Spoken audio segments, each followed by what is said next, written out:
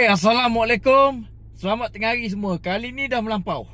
Okey, aku tengok ramai penyokong-penyokong si Pak Hitam ni. Korang dah mula rasap batu api Sekarang ni yang mana yang backup Pak Hitam?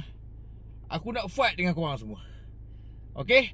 Aku nak bagi tahu kau Pak Hitam, tak semua orang kau petik kau boleh naik punya. Okey? Kau petik aku, silap kau masuk dalam lubang. Okey?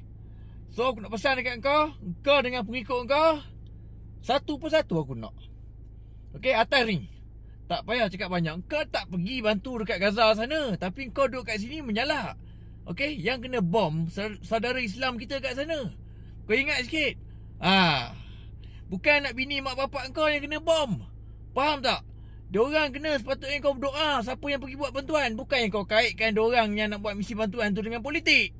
Kau ni dah melampau. Sekarang ni kau dengan pengikut-pengikut kau, dengan penyokong-penyokong kau, satu persatu kita akan ring. Okey, cakap banyak tak banyak. Okey? Kita jumpa nanti. Aku sabar. Dengan orang lain kau boleh ya. Dengan aku kau tengok. Selama ni kau balik sini, kau pergi rumah bini kau tu, aku tak sepak muka kau dah kira baik lah kau tahu. Tapi kali ni, kau tengoklah kalau aku jumpa kau apa jadi. Okey? Aku cabar kau dengan pengikut kau, dengan aku atas ring. Baik.